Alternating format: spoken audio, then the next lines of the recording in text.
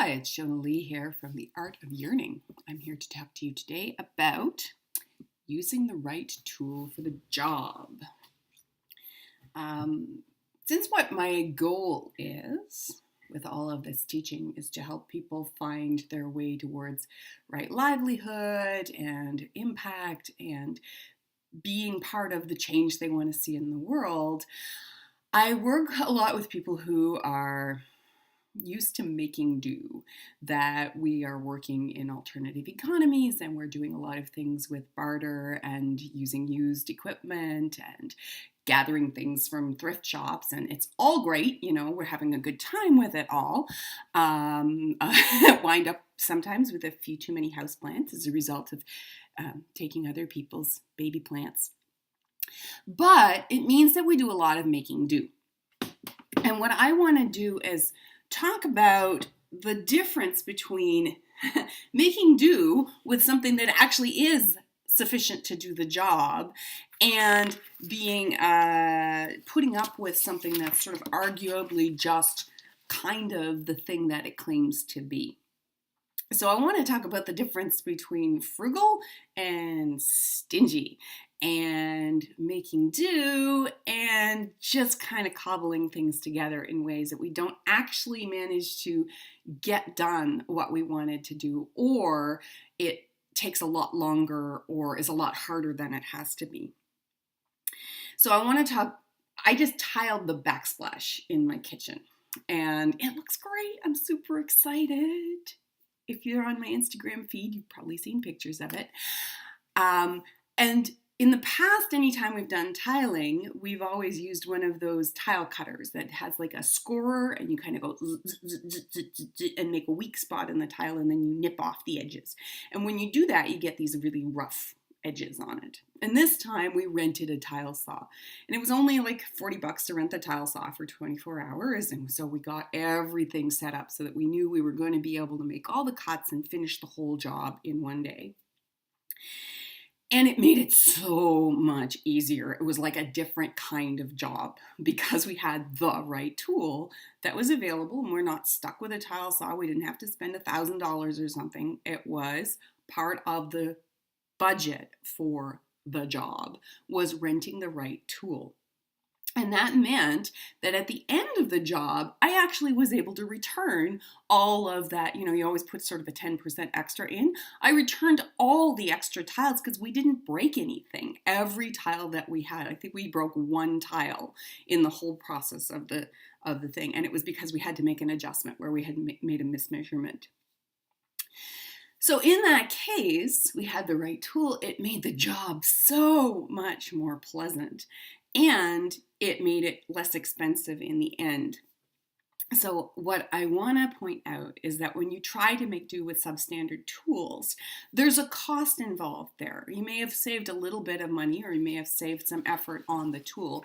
But if you're using like something that's rusted, that doesn't do the cut properly, if you've got an old piece of equipment that needs to have a lot of maintenance, that you need to stop in the middle of a job a lot to fix, it takes you a lot longer. And one of the things was that this was a much more pleasant job. Like, we didn't argue. We had a great time doing this tile cutting. We were like, yeah, that looks great. And we were so enthusiastic and having fun together on this job.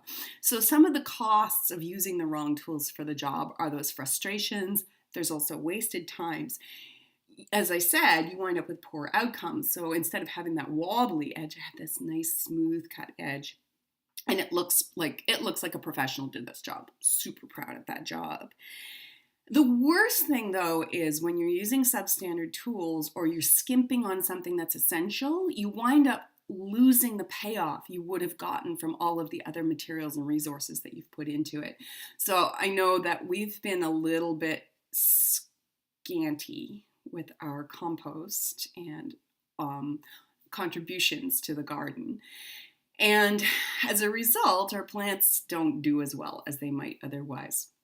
Also, we're a little skint on the mulch. And so I spend a lot of time weeding things that might be under better control if the mulch were used more freely.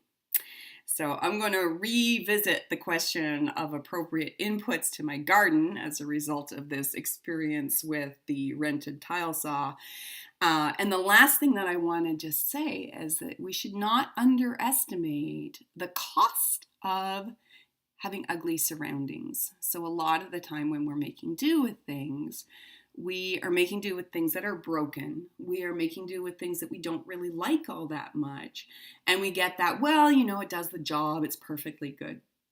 But I'm going to suggest, like, if you, for example, have a teapot that you really don't like, that was given to you and it was a kind present and it does the job, and now you're stuck every single morning with a teapot that you don't like.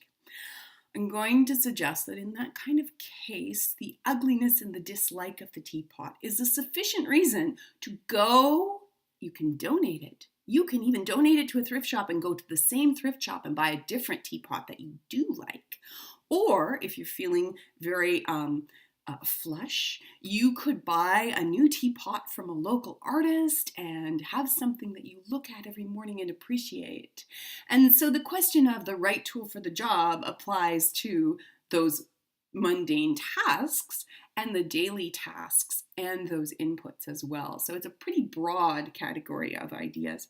I'm going to actually talk about it with respect to yoga mats at some other time, but is a general idea. I have a script this time, in case you're wondering why I keep looking down. A script is also a good tool for the job. Anyway, that is my contribution for this week on the right tool for the job. I am Shona Lee. I am at the Art of Yearning. I am hoping that this is some way helpful for you. If you have any other contributions, please pop them into the comments down below.